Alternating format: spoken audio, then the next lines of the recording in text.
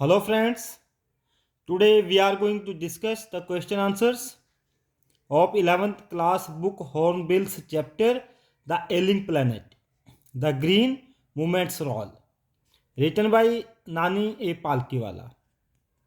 अगर आप इस चैप्टर की फुल एक्सप्लेनेशन देखना चाहते हैं तो उसका लिंक डिस्क्रिप्शन बॉक्स में दे दिया जाएगा। उस लिंक को क्लिक करके आप इस चैप्टर की फुल हिंदी एक्सप्लेनेशन देख सकते हैं। आइए करते हैं इस चैप्टर के question answers. How are the earth's principal biological systems being depleted, या फिर what is the global concern raised by Mister Lester R Brown that threatens the very existence of man. कि मिस्टर लेस्टर आर ब्राउन ने जो एक अपनी चिंता व्यक्त की है, ग्लोबल कंसर्न, वह मनुष्य के एग्जिस्टेंस के लिए किस प्रकार से एक धमकी है, थ्रेटन्स है। या फिर what form the foundation of the global economic system, global economic system का जो आधार है वह किससे बनता है, क्या चीज उसको फॉर्म करती है। According to Mister Lester R Brown, there are four principal biological systems that form the foundation of the global economic system: fisheries, grasslands, forests and croplands. Mister Lester R Brown के अनुसार चार मुख्य biological system हैं जो इस वैश्विक आर्थिक system को बनाते हैं, जो इसका फाउंडेशन है। और वो कौन कौन से हैं? एक फिशरीज है, ग्रासलैंड्स, फॉरेस्ट्स और croplands. These four systems provide food and raw materials for industries except minerals and petroleum. आगे कहा गया है कि ये चार जो सिस्टम हैं, जो फिशरीज, ग्रासलैंड्स, फॉरेस्ट और क्रॉपलैंड्स है,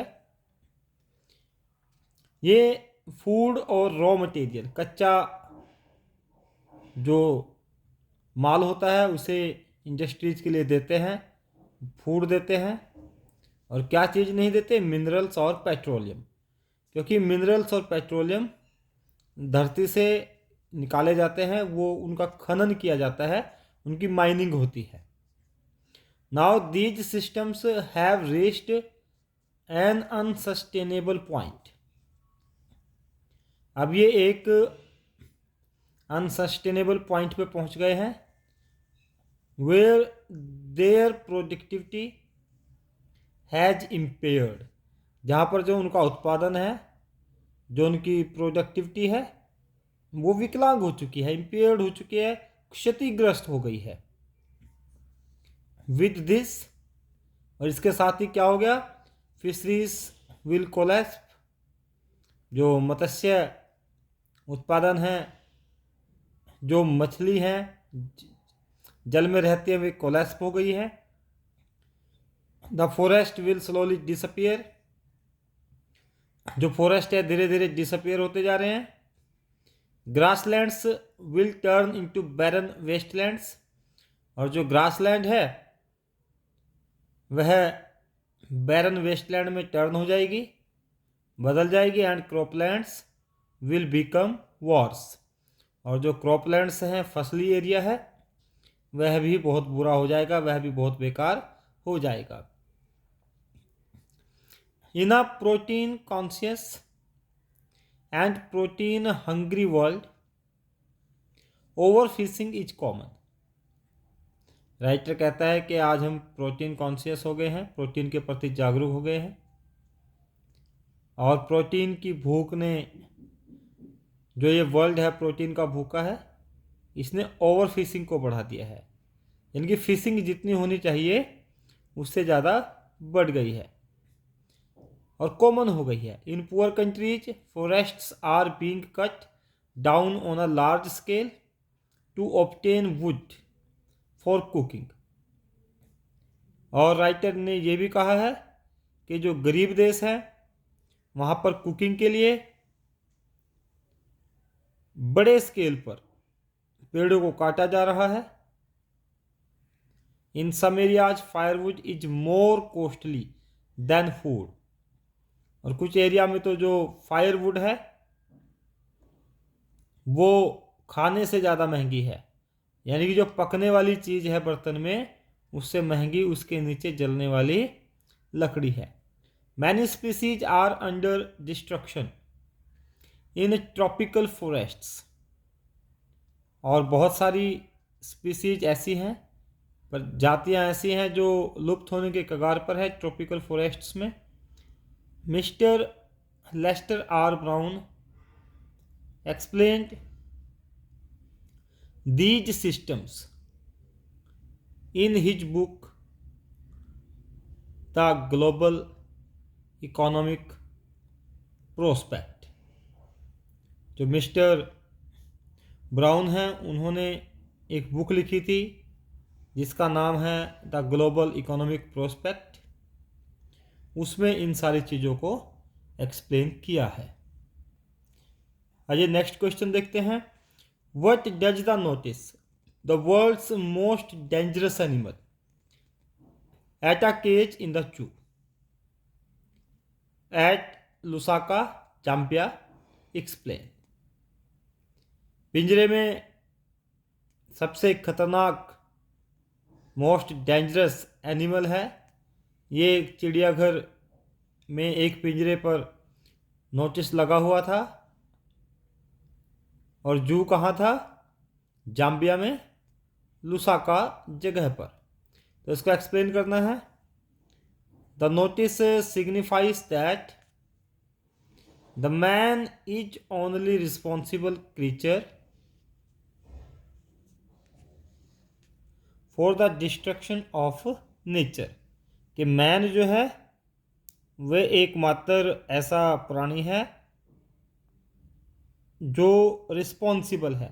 man is the only responsible creature for the destruction of nature. जो नेचर को डिस्ट्रक्ट करने में, उसको तबाह करने में रिस्पॉन्सिबल है। द नोटिस इंडिकेट्स, नोटिस क्या इंडिकेट करता है? Notice indicates man the world's most dangerous animal. जो नोटिस वहाँ पर लगा था वह इंसान को सबसे खतरनाक बताता है। But there is no animal inside the cage. लेकिन पिंजरे में तो कोई एनिमल था ही नहीं एक्सेप्ट अ मिरर। वहाँ तो एक मिरर लगा हुआ था। When one seize in it, जब भी कोई इसमें देखता, ही सी फाइंड्स हिज या हर ओन इमेज, वह अपनी ही इमेज उसमें पाता था। So the notice blames a man for all the nuisance destruction and dangerous और to life on the earth. धरती पे जितने भी डेंजर्स हैं, खतरे हैं या डिस्ट्रक्शन है, वो सब के सब किसने किए हैं? आदमी ने किए हैं, मनुष्य ने किए हैं। इसलिए नोटिस मनुष्य को ब्लेम करता है। Man is harming the nature more than all other creatures. और इंसान ही है जो दूसरे क्रीचर्स से बहुत ज़्यादा नेचर को नुकसान पहुंचा रहा है। What is meant by sustainable development? Sustainable development का क्या अर्थ है? When did this concept become popular? और ये कंसेप्ट कब पॉपुलर हुआ? The concept of sustainable development became popular in 1987। 1987 में ये पॉपुलर हो गया था। The world commission on environment and development, एक वर्ल्ड कमीशन था जो एनवायरनमेंट और डेवलपमेंट पे बना था। उसने इसे डिफाइन किया है, defined it in its report, अपनी रिपोर्ट में डिफाइन किया है इसको। और कैसे डिफाइन किया है? Development that meets the needs of the present without compromising the ability of future generations to meet their needs, कि ऐसी डेवलपमेंट जो वर्तमान की ज़रूरतों को पूरा करे लेकिन फ्यूचर जनरेशन जो हैं, जो फ्यूचर में आने वाली पीढ़ियां हैं, उनकी ज़रूरतों का भी ध्यान रखे, उसके साथ कोई कंप्रोमाइज ना करे. So this is called sustainable development. Next question है, comment on the title of the lesson the ailing planet the green movements role. जो टाइटल दिया है इस चैप्टर को, the ailing planet the green movements role, इस पर आपने comment करना है, इस पर बताना है. The title is very apt. ये जो टाइटल है बिल्कुल सही है. The title shows the declining health of our planet that is the earth. ये टाइटल बिल्कुल उपयुक्त है, एप्ट है, और ये हमें बताता है डिक्लाइनिंग हेल्थ के बारे में, दिन प्रतिदिन गिरती जा रही हमारे प्लेनेट की हालत के बारे में, कि इसका स्वास्थ्य दिन प्रतिदिन कमज़ोर होता जा रहा है. Indeed will live on an ailing planet. वास्तव में हम एक बीमार ग्रह पर रह रहे हैं. The sources which are necessary for life.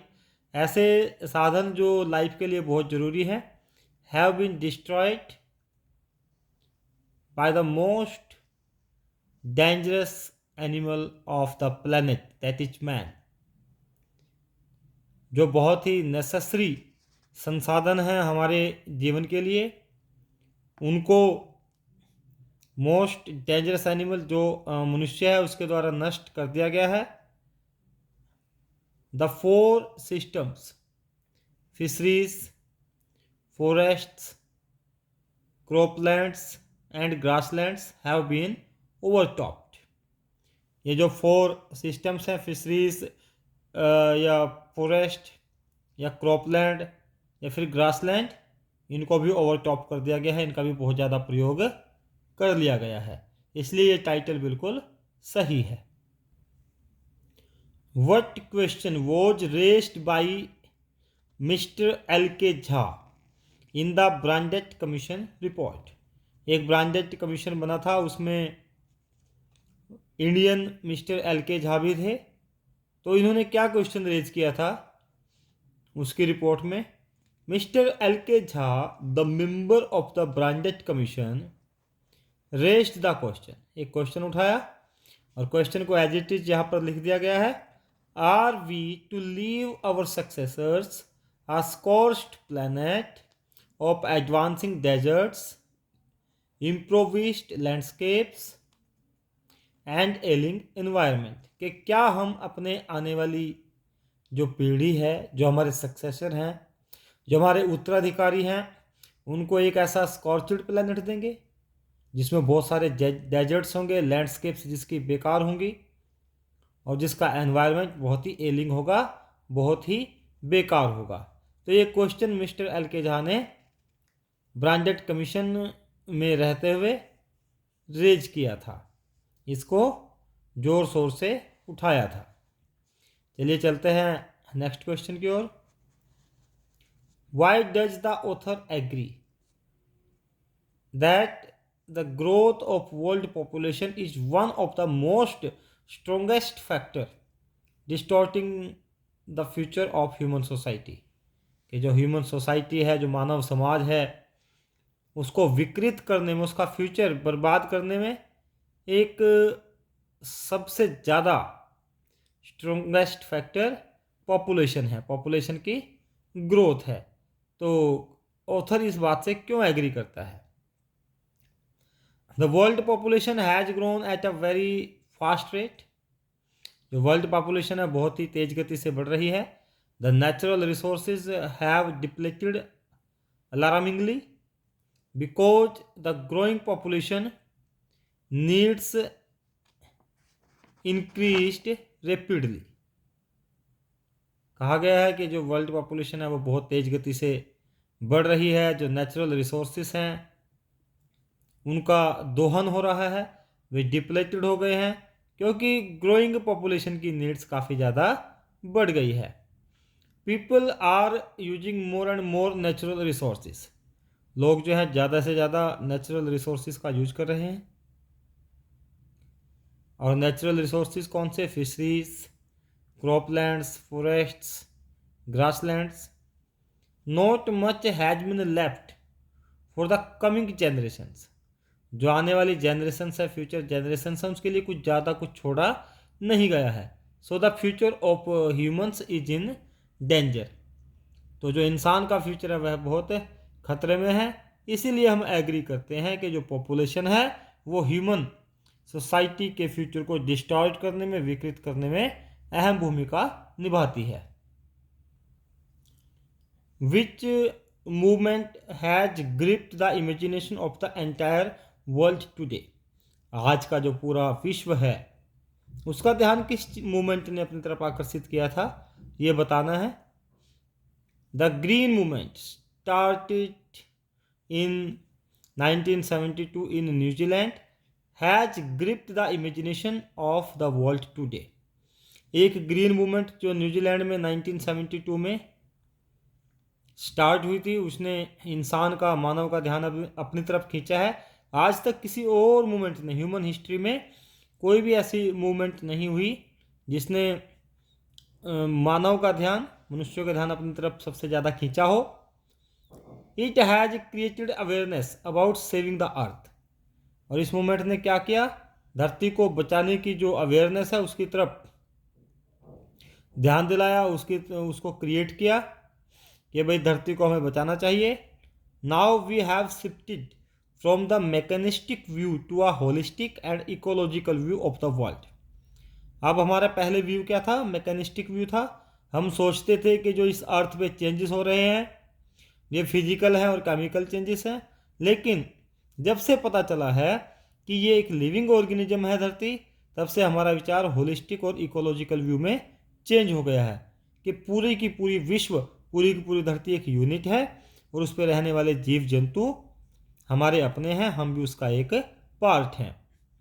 When Copernicus explained, जब कोपरनिकस ने क्या किया? एक्सप्लेन किया the earth as a living organism, then we felt that the earth has its own metabolic needs and vital processes. जब हमें पता चला कि धरती तो एक लिविंग ऑर्गेनिज्म है, तब हमें महसूस हुआ कि धरती के भी अपने मेटाबॉलिक नीड्स हैं. मेटाबॉलिक नीड्स कि इसकी भी अपनी ज़रूरतें हैं. इसको भी फूड की ज़रूरत पड़ती है, एनर्जी की ज़रूरत पड़ती है. और एनर्जी किससे मिलेगी? प्लांट्स से, पेड़ पौधों से. और इसके भी बहुत वाइटल प्रोसेसेस हैं. So it should be respected and preserved. तो इसको जो है रिस्पेक्ट किया जाना चाहिए, उसको प्रिजर्व किया जाना चाहिए, संरक्षित किया जाना चाहिए. What do you understand by the term a holistic and ecological view? अभी हमने 7th क्वेश्चन में किया था कि जो मैकेनिस्टिक व्यू है वह होलिस्टिक और इकोलॉजिकल व्यू में शिफ्ट हो गया है. तो अब हमें बताना है कि होलिस्टिक और इकोलॉजिकल व्यू क्या है. The expression holistic and ecological view is a revolutionary concept that recognizes earth as a living organism. ये तो एक क्रांतिकारी कंसेप्ट है, रेवोल्यूशनरी कंसेप्ट है, जिसने हमें पहचान दी है, बताया है कि धरती एक लिविंग ऑर्गेनिज्म है. It has its own metabolic requirements, कि धरती की भी अपनी मेटाबॉलिक रिक्वायरमेंट्स हैं, which need to be preserved, जिसको संरक्षित किया जाना चाहिए, बचाया जाना चाहिए. At present the earth is like a patient. अब क्या है? धरती इज ए पेशेंट है इन पुअर हेल्थ. और किस में है?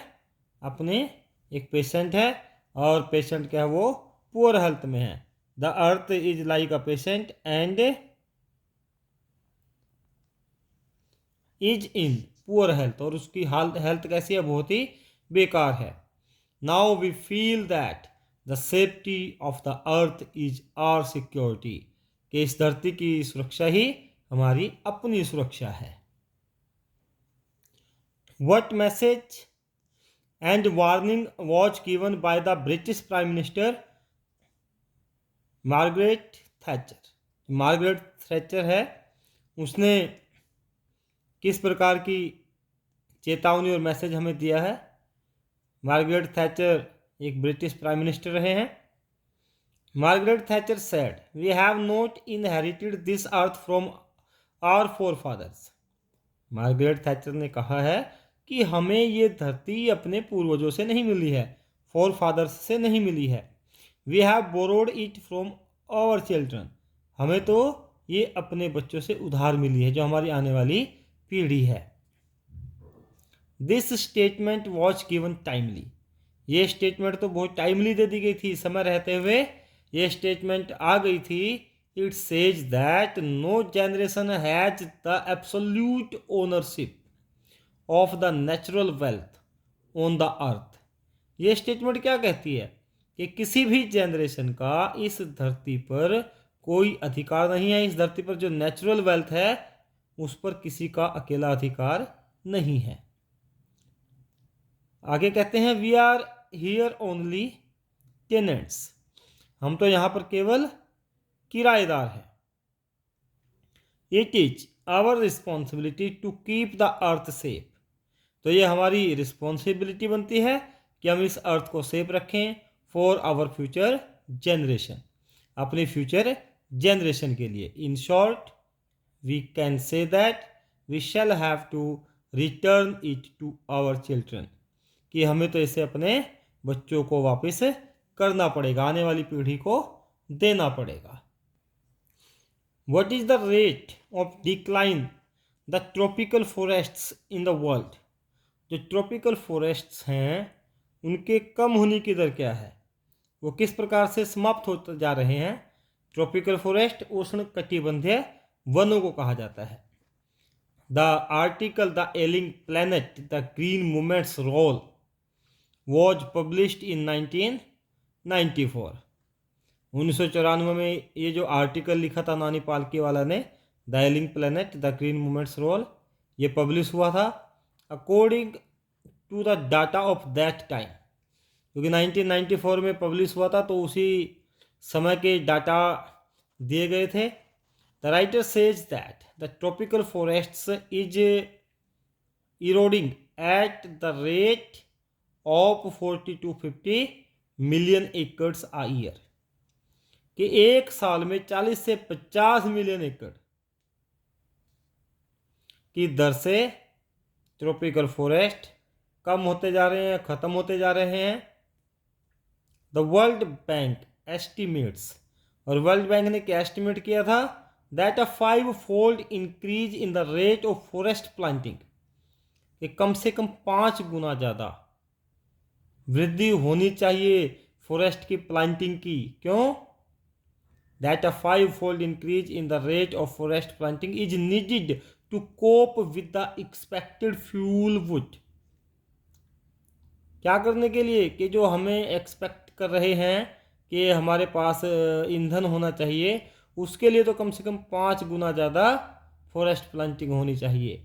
जेम्स स्पेथ, जो कौन थे, the president of the world resources institute, जो प्रेसिडेंट रहे थे द वर्ल्ड रिसोर्सेस इंस्टीट्यूट के उस समय के, उन्होंने क्या कहा, we were saying that we are losing the forests at an acre a second, कि हम 1 एकड़ जमीन 1 सेकंड में खो रहे हैं। हम तो ये कह रहे थे, लेकिन हो क्या रहा है, but it is much closer to an acre and a half to a second. लेकिन 1 सेकंड में हम तो 1 एकड़ और आधा एकड़, मतलब कि 1.5 एकड़ उसको खो रहे हैं, उसको नष्ट कर रहे हैं। इस प्रकार से बताया है कि ट्रॉपिकल फॉरेस्ट्स किस प्रकार से कम होते जा रहे हैं। What does article 48A of the constitution of India provide.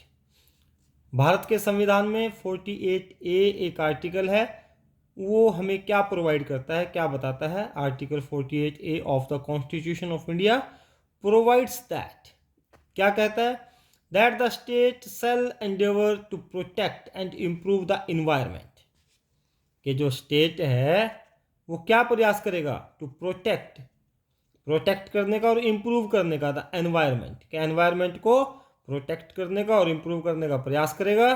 कोशिश करेगा, and to safeguard the forest, और जो जंगल हैं उनको सुरक्षित रखेगा, and wildlife of the country, देश के जो जो जंगली जीव हैं उनका जो जीवन है, जो फॉरेस्ट है उनको सुरक्षित रखेगा, और एनवायरनमेंट को प्रोटेक्ट करेगा और इम्प्रूव करेगा. But it is very shocking that the laws are never respected nor enforced in India. Writer कहता है ये बड़े दुख की बात है कि भारत में ना तो कानूनों का सम्मान किया जाता है और ना ही उनका पालन किया जाता है, उनको लागू भी एनफोर्स भी नहीं किया जाता. So this is the need of the earth to protect the environment. इसलिए ये ज़रूरत क्या है इस समय, किस चीज़ की आवश्यकता है? एनवायरनमेंट को प्रोटेक्ट करने की. तो 48A आर्टिकल में ये प्रावधान है कि जंगली जीवों की, एनवायरनमेंट की सुरक्षा की जाएगी, लेकिन ऐसा वास्तव में नहीं हो रहा है. What did the writer say about India's population? India की पॉपुलेशन के बारे में राइटर क्या कहता है? The article was published in 1994 in the Indian express. Indian express newspaper में पब्लिश हुआ था. At that time the population of India was more than 100 crores. उस समय भारत की जो पॉपुलेशन थी वो 100 करोड़ के लगभग थी. It was more than the entire population of Africa and south America. और ये पॉपुलेशन साउथ अमेरिका और अफ्रीका को अगर हम दोनों को एक साथ मिलाते हैं उनकी पॉपुलेशन से भी ज़्यादा थी. Millions would die of hunger और disease unless the population is controlled. Writer ऐसा क्यों कहता है? इसलिए कहता है कि बहुत सारे लोग मर जाएंगे, भूख से मर जाएंगे या किसी रोग से मर जाएंगे, और तब तक ऐसा होगा जब तक कि पॉपुलेशन को कंट्रोल नहीं किया जाता. इसलिए इंडिया की पॉपुलेशन के बारे में बताया है कि 1994 में उस समय इंडिया की पॉपुलेशन इतनी ज़्यादा थी कि अगर अफ्रीका और साउथ अमेरिका की पॉपुलेशन को मिला दिया जाए तब भी इंडिया की पॉपुलेशन उनसे ज़्यादा थी. अगर अभी तक आपने चैनल को सब्सक्राइब नहीं किया है तो सब्सक्राइब कर दें, वीडियो को लाइक करना, शेयर करना मत भूलिएगा, और कमेंट बॉक्स में कमेंट अवश्य डालिए ताकि मुझे मोटिवेशन मिलता रहे. आइए करते हैं last question. Discuss the problems of the overpopulation that directly affect the our everyday life. हमें ओवर पॉपुलेशन की प्रॉब्लम को डिस्कस करना है जो हमारे जीवन को, दिन प्रतिदिन के जीवन को बहुत प्रभावित करती है, डायरेक्टली उस पर प्रभाव डालती है. There can be no doubt that the overpopulation is one of the strongest factors distorting the future of human society. कोई भी डाउट नहीं है इस बात में कि जो ओवर पॉपुलेशन है वो बहुत ही स्ट्रॉन्ग फैक्टर है ह्यूमन सोसाइटी के फ्यूचर को डिस्टॉर्ट करने में, विकृत करने में, उसको बेकार करने में. Our most problems are generated from poverty and poverty is resulted from overpopulation. हमारी अधिकतर प्रॉब्लम्स गरीबी से पैदा होती हैं, और गरीबी किससे पैदा होती है? ओवर पॉपुलेशन से. Over population means the over use of natural resources. और ओवर पॉपुलेशन का मतलब क्या है? इसका मतलब है कि नेचुरल रिसोर्सेज का ज़्यादा यूज होना. Many problems can be seen because of over population. बहुत सारी प्रॉब्लम्स हम ओवर पॉपुलेशन की वजह से देख सकते हैं, जैसे कि such as unemployment, hunger, malnutrition and poverty etcetera. जैसे कि बेरोजगारी, भूखमरी, कुपोषण और गरीबी, ये सारी चीज़ें ओवर पॉपुलेशन की वजह से आ सकती हैं और आती भी हैं. The writer says that more children does not mean more work. कि ज़्यादा बच्चे होने का अर्थ ये नहीं है कि ज़्यादा काम हो जाएगा. It means more people without work. इसका मतलब क्या है कि ज़्यादा लोग बिना काम के होंगे, अर्थात अनएम्प्लॉयमेंट बहुत ज़्यादा बढ़ेगी. So the problem of over population should be solved. इसलिए ओवर पॉपुलेशन की प्रॉब्लम को सॉल्व किया जाना चाहिए. आई होप आपको सभी क्वेश्चन आंसर से समझ में आ गए होंगे. वीडियो को लाइक करना, शेयर करना मत भूलिएगा, और कमेंट बॉक्स में जाकर के कमेंट अवश्य लिखिएगा. Thank you. Have a nice time.